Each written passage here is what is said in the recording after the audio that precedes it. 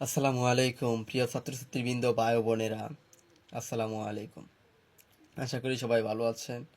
আজকে আমি একটি ভিডিও বার্তা তার জন্য নিয়ে এসেছি।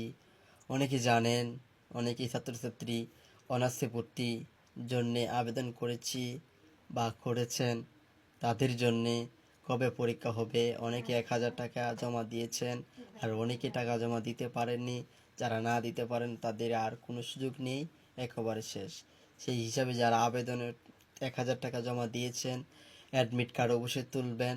তবে এখন অ্যাডমিট কার্ড এখনও দেওয়া হয়নি। তবে যদি 29 তারিখ জাতীয় বিশ্ববিদ্যালয় অফিস চালু থাকবে, 29 তারিখ, এই 29 তারিখে জানা যাবে যে জাতীয় বিশ্ববিদ্যালয় ভর্তি পরীক্ষা কবে হবে। সেই সাথে আমি একটি কথা বলতে চাচ্ছিলাম যে এপ্রিলের মাঝে মাঝে হতে পারে। আর যদি এপ্রিলের মাঝে মাঝে না হয়, তবে মে মাসের শুরুতে হওয়ার সম্ভাবনা চান্স খুবই বেশি।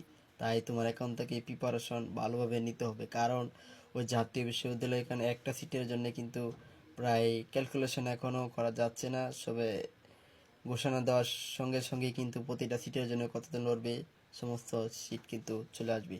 তাই প্রতিটা সিটের জন্য অসংখ্য শিক্ষার্থী ছাত্রছাত্রী লড়বে, কারণ অনেকে ঢাকা বিশ্ববিদ্যালয় থেকে শুরু করে, রাজশাহী বিশ্ববিদ্যালয় থেকে শুরু করে, চট্টগ্রাম বিশ্ববিদ্যালয় শুরু করে বিভিন্ন বিশ্ববিদ্যালয়ে কিন্তু অনেকেই চান্স পায়নি। না পাওয়ার কারণে তারাও কিন্তু জাতীয় বিশ্ববিদ্যালয়ে ভর্তি পরীক্ষায় অংশগ্রহণ করবেন। সেই হিসাবে তুমি মনে রেখো, ওই পরীক্ষাটা কিন্তু কঠিন একটি পরীক্ষা হতে যাচ্ছে। আর এই পরীক্ষার সম্পূর্ণ সাজেশন আমরা পিডিএফ আকারে আমরা আমাদের পেজে, ইউটিউব চ্যানেলে আপলোড করে থাকি, আপলোড করব ধারাবাহিকতা।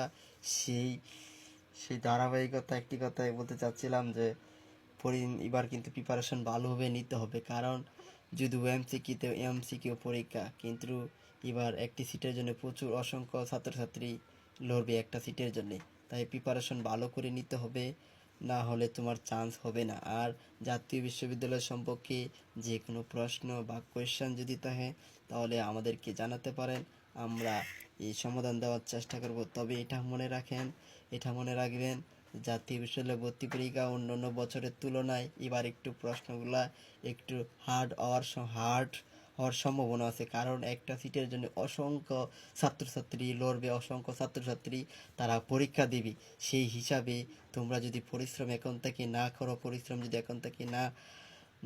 বা না করেন, তাহলে কিন্তু জাতীয় বিশ্ববিদ্যালয়ে অনার্সে চান্স পাওয়া অসম্ভব এবং ভালো সাবজেক্ট পাওয়া অসম্ভব হবে বলে আমি মনে করি। তাই এখন থেকে পরিশ্রম করেন। পরিশ্রম ছাড়া কখনো সফলতা আসবে না। পরিশ্রম ছাড়া অন্য কোনো বিকল্প নেই। জাতীয় বিশ্ববিদ্যালয়ে অনার্সে চান্স পেতে হলে, ভালো সাবজেক্টে চান্স পেতে হলে তোমাকে পর্যাপ্ত পরিমাণ এখন থেকে কন্টিনিউ রুটিন মাফিক পড়াশোনা করতে হবে। আর বিশেষ করে ফ্রি এক্সামগুলো দেবেন, আর বিভিন্ন এমসিকিউ এগুলো শেষ করার জন্য দ্রুত শেষ করবেন, বারবার রিভিশন দিবেন, কারণ এখান থেকে জড়ে গেলে কিন্তু শেষ। তারপর ডিগ্রি ছাড়া কোনো গতি নেই। আর যাদের টাকা আছে তারা তো প্রাইভেট বিশ্ববিদ্যালয়ে পড়বে, কিন্তু আমার এই ছোট্ট অনুরোধ, এখন থেকে পরিশ্রম করেন। জাতীয় বিশ্ববিদ্যালয়ে যদি চান্স পাওয়ার ইচ্ছা হয় যে আমি জাতীয় বিশ্ববিদ্যালয়ে অনার্স করব, তাহলে এখন থেকে লেগে পড়েন, এখন থেকে পরিশ্রম করে যান। না হয় কিন্তু জাতীয় বিশ্ববিদ্যালয়ে চান্স পাওয়া খুবই কঠিন হবে, খুবই কঠিন, একেবারে অসম্ভব হয়ে পড়বে, কারণ অসংখ্য ছাত্রছাত্রী একটা সিটের জন্য লড়াই করবে। কারণ অনেকেই, অসংখ্য লাখ লাখ শিক্ষার্থী এবার জাতীয় বিশ্ববিদ্যালয়ে প্রচুর আবেদন করেছে এবং তারা পরীক্ষায় অংশগ্রহণ করবে, কারণ এবার পরীক্ষাটা খুবই ভিন্ন রকম হতে যাচ্ছে। তারপরও আমাদের বিসি স্যার তো মাসাল্লাহ। তাই ভিডিওটি এ পর্যন্ত। আল্লাহ হাফেজ, ভালো থাকবেন, সুস্থ থাকবেন, আল্লাহ হাফেজ।